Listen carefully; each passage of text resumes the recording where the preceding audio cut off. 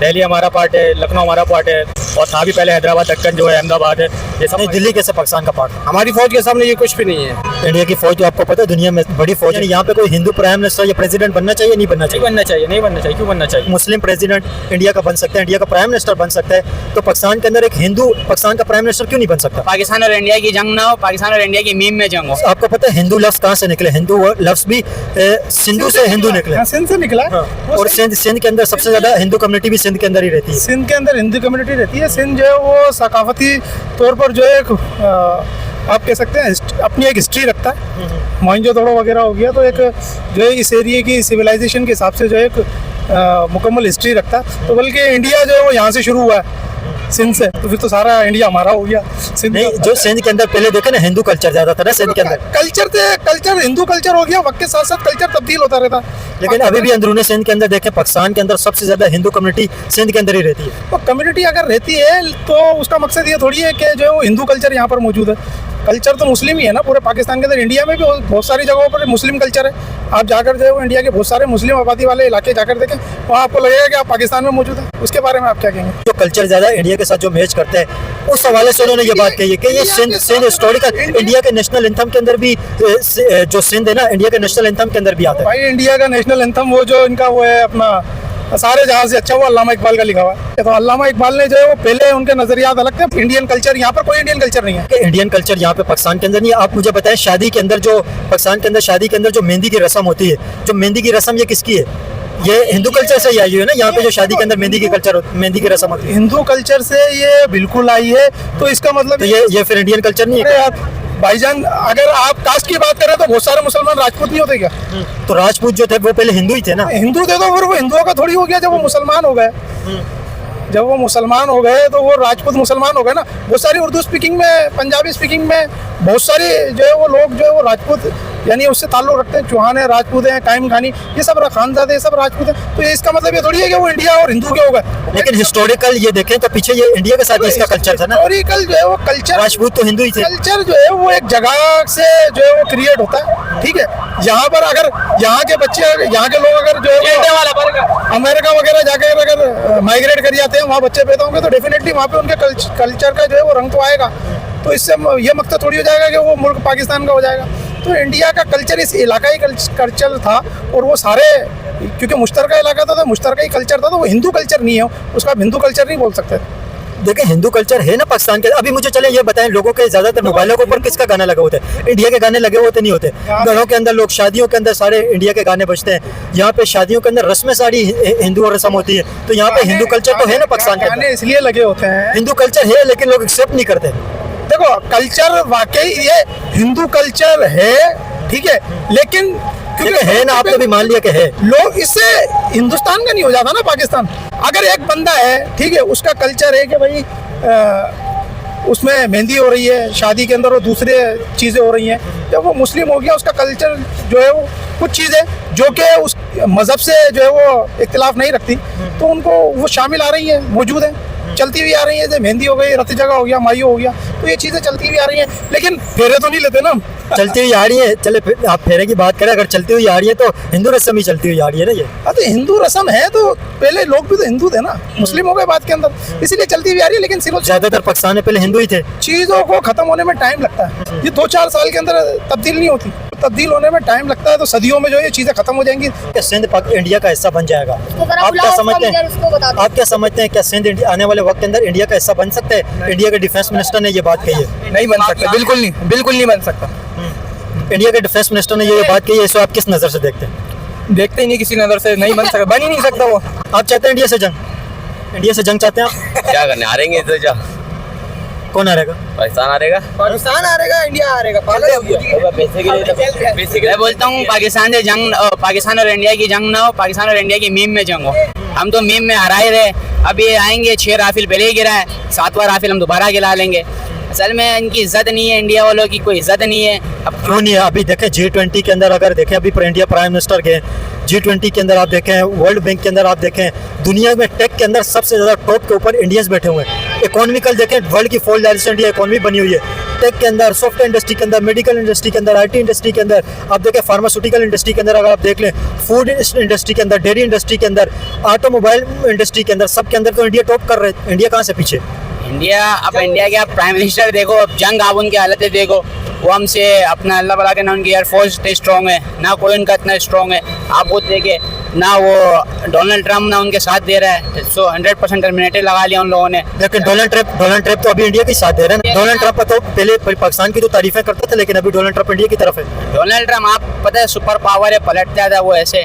हर कोई अली खामनाई जैसा नहीं होता ना यार कि वो हो जाएगा। वो वाहिद ऐसा लीडर है हज़रत अली खामनाई के, उससे ना कोई करता है, और वो करेगा तो पलट के भी जवाब वही देता है। लेकिन आप इसकी क्या वजह समझते हैं? एक हिस्टोरिकल अगर हम देखें, हिस्टोरिकल अगर हम बात देखें तो जो सिंध है, ये हिंदू लफ्ज़ भी सिंधु से निकला था, हिंदू लफ्ज़ भी सिंधु से ही निकला था, और हिंदू ज़्यादातर रहते भी पाकिस्तान के सिंध प्रोविंस के अंदर, सिंध के अंदर ही रहते हैं। क्या समझते हैं आप इस वजह से उन्होंने ये बात कही है कि हिंदू भी यहाँ पे रहते हैं और यहाँ पे हिंदू कल्चर भी सिंध के अंदर ज़्यादा है? शायद हो भी सकता है और नहीं भी हो सकता, तो इस बात पे तो इतना नहीं पता। बहरहाल बाकी उन्होंने बोला है तो देखते कब करते हैं, और डिसीजन करेंगे उस दिन देख भी लेंगे।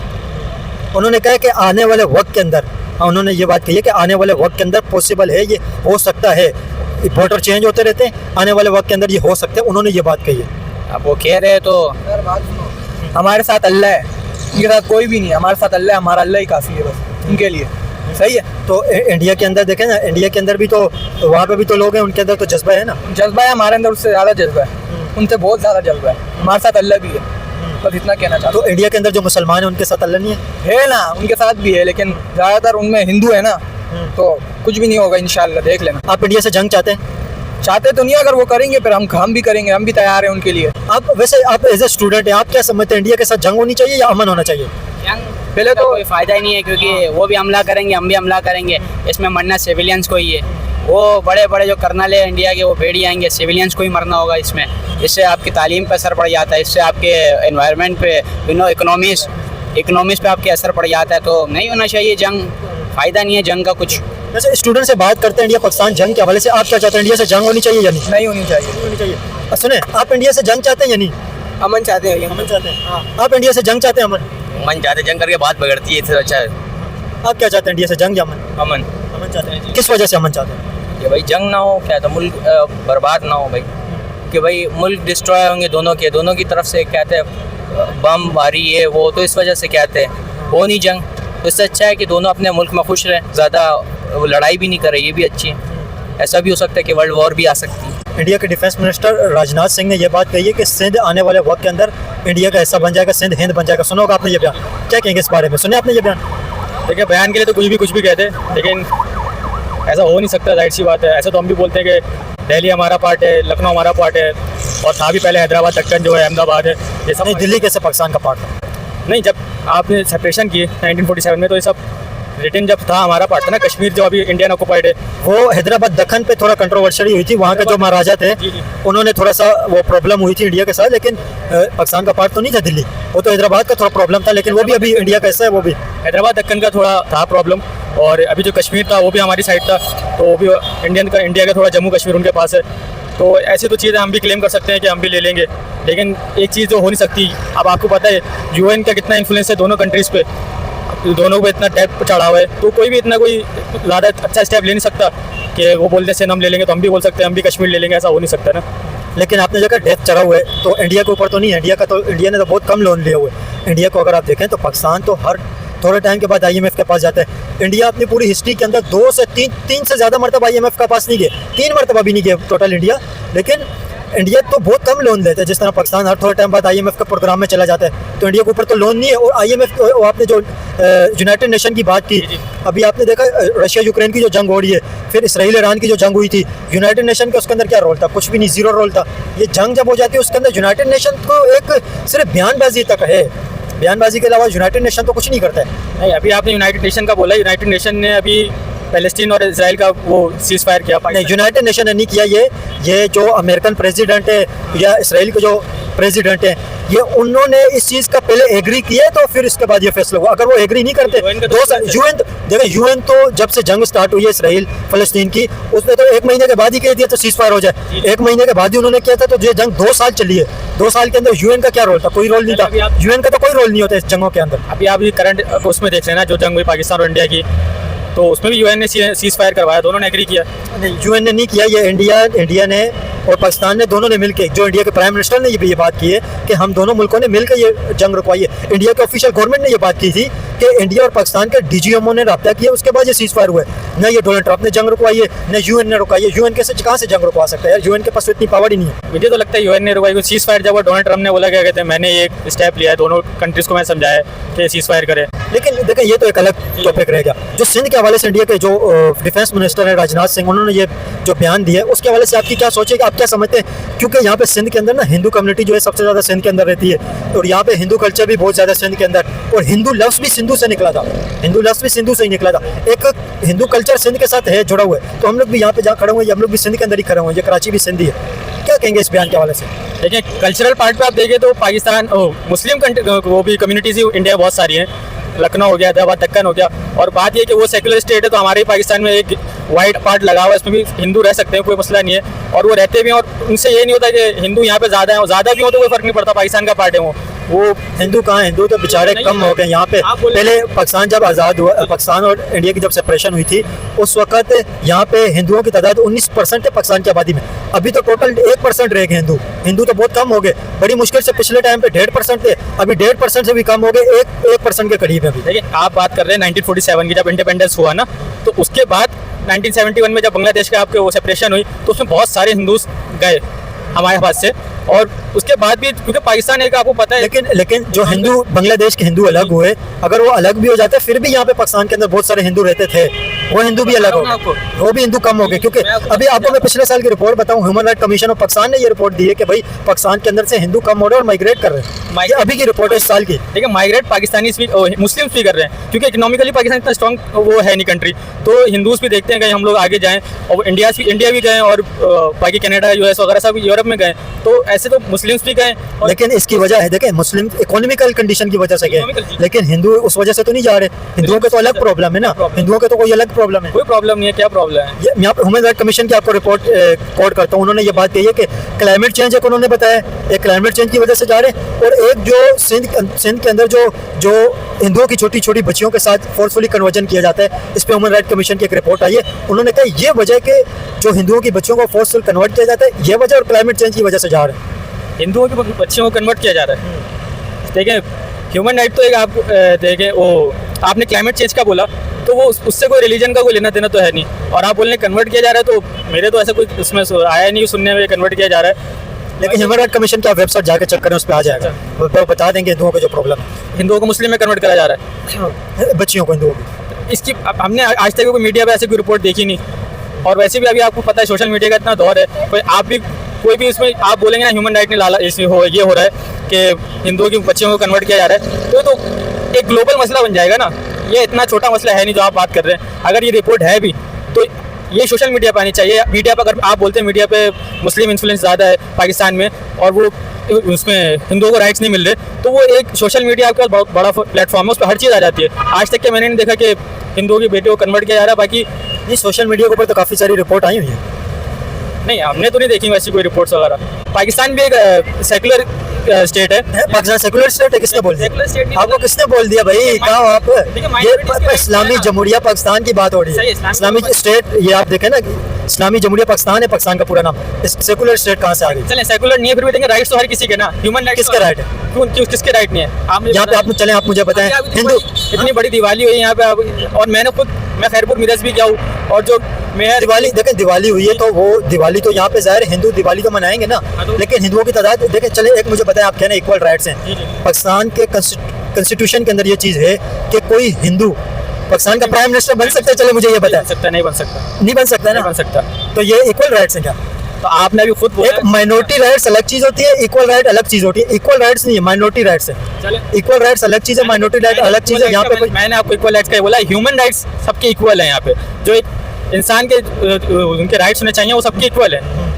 जब यहाँ पे देखें, यहाँ पे आपको सजाए मौत ही होगी यहाँ पे, ऐसा कुछ क्या हुआ क्या हुआ? अगर आप किसी हिंदू को ही मारोगे, कोई मुस्लिम हिंदू को मारेगा तो उसको सजाए मौत ही होगी। वो ह्यूमन राइट है, मैं इस पे इक्वल राइट्स बोल रहा हूँ। अगर कानून नहीं होगा तो वो तो फिर जंगल का कानून बन जाएगा ना। अगर कानून नहीं हो तो ये तो जंगल का कानून तो नहीं होगा। राइट्स है ना, तो मैं यही तो आप ये बोल रहे हैं कि उनको प्राइम मिनिस्टर बना दे, तो ये तो इस्लामिक रिपब्लिक ऑफ पाकिस्तान है ना, इसमें कोई हिंदू तो आपका प्राइम मिनिस्टर नहीं बन सकता। लेकिन इंडिया के अंदर एक मुस्लिम प्रेसिडेंट बने। हाँ बने, अब्दुल कलाम बने और उन्होंने अच्छे काम किए। हाँ, आपको तो पता है भी अब्दुल कलाम जो बने, तो इंडिया के अंदर बन सकता है। जब एक मुस्लिम प्रेसिडेंट इंडिया का बन सकता है, इंडिया का प्राइम मिनिस्टर बन सकता है, तो पाकिस्तान के अंदर एक हिंदू पाकिस्तान का प्राइम मिनिस्टर क्यों नहीं बन सकता?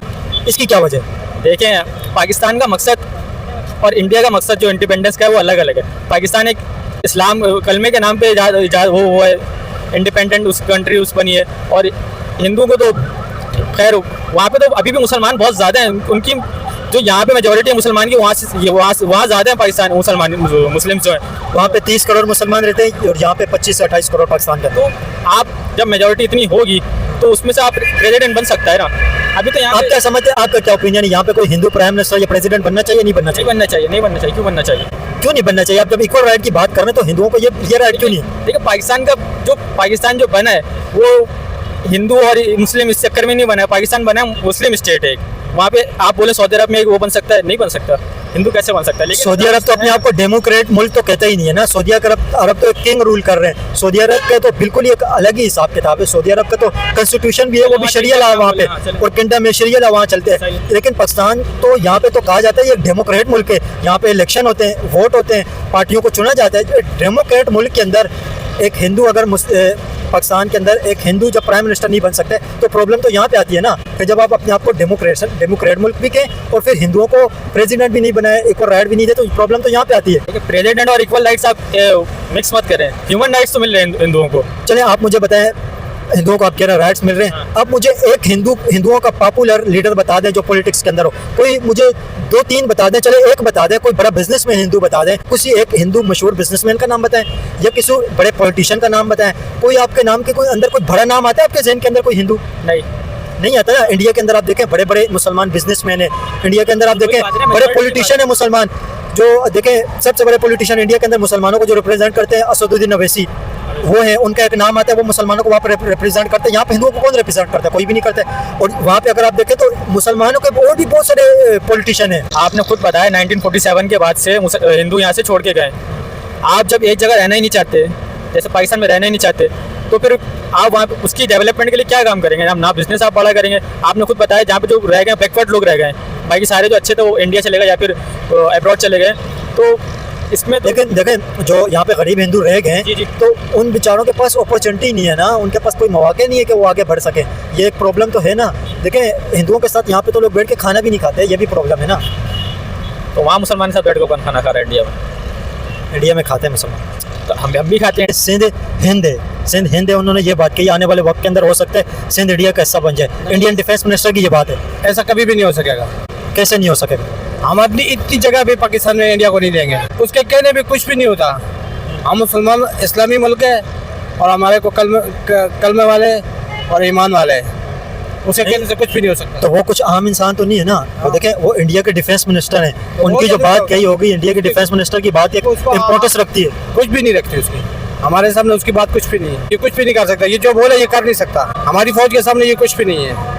इंडिया की फौज तो आपको पता है दुनिया में बड़ी फौज है। इंडिया की 15 लाख की फौज एक अलग है और हमारी फौज बड़ी है कि उनमें ईमान वाला है। नहीं, तादाद के अंदर अगर आप देखें तो 15 लाख इंडिया की नहीं है। तादाद से कुछ भी नहीं होता। सबसे बड़ा तकवा ईमान का है। उनके भी कोई मुतालिकात होंगे अगर ऐसी कोई बात है तो, लेकिन ऐसा मुमकिन तो नहीं है। उनको चाहिए यार आप जो कर सकते हैं चलो आप कर लो। सिंध हिंद बन जाएगा, आप क्या समझते हैं? इसके पीछे क्या स्टोरी है? इसके पीछे ये कुछ भी नहीं कर सकते। ये कह रहे हैं ना जो सिंध हिस्सा बनेगा, ये कुछ भी नहीं कर सकते।